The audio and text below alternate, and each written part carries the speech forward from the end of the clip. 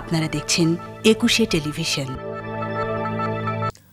কর্মদক্ষতা, পেশাদারিত্ব ও দেশপ্রেমের স্বীকৃতি হিসেবে অর্জিত জাতীয় পতাকার মর্যাদা রক্ষায় সর্বোচ্চ ত্যাগের জন্য প্রস্তুত থাকতে বিমান বাহিনীর সদস্যদের প্রতি আহ্বান জানিয়েছেন প্রধানমন্ত্রী শেখ হাসিনা। আর্থসামাজিক উন্নয়ন ও দারিদ্র্যমুক্ত জাতি গঠনে সরকারের চলমান পরিকল্পনা বাস্তবায়নে দায়িত্ব পালনেরও নির্দেশ দেন তিনি। বিস্তারিত জানাচ্ছেন আকবর হোসেন সুমন।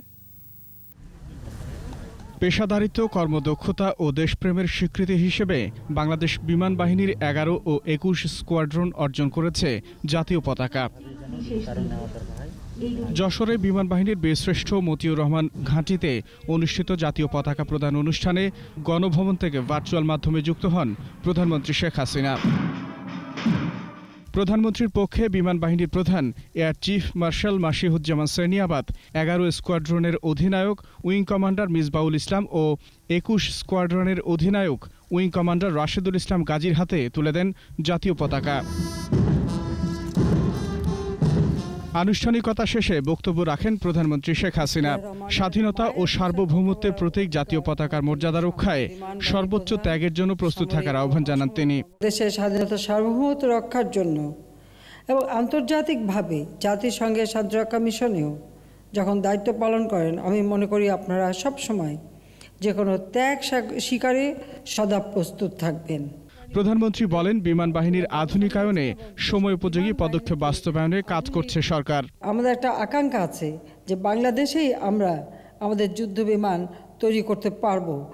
কাজে এর উপর গবেষণা করা এবং আমাদের আকাশসীমা রক্ষা আমরা নিজেরাও যেন করতে পারি, সেইভাবে আমরা প্রস্তুতি নিচ্ছি।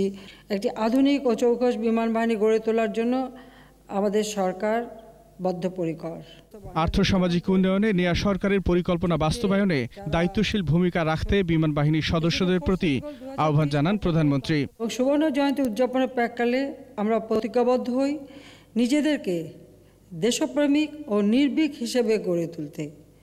আমাদের সম্মিলিত প্রচেষ্টায় বাংলাদেশকে ইনশাআল্লাহ আমরা উন্নত, সমৃদ্ধ, সোনার বাংলাদেশ গড়ে তুলে জাতির পিতা বঙ্গবন্ধু শেখ মুজিবুর রহমানের স্বপ্ন পূরণ করব।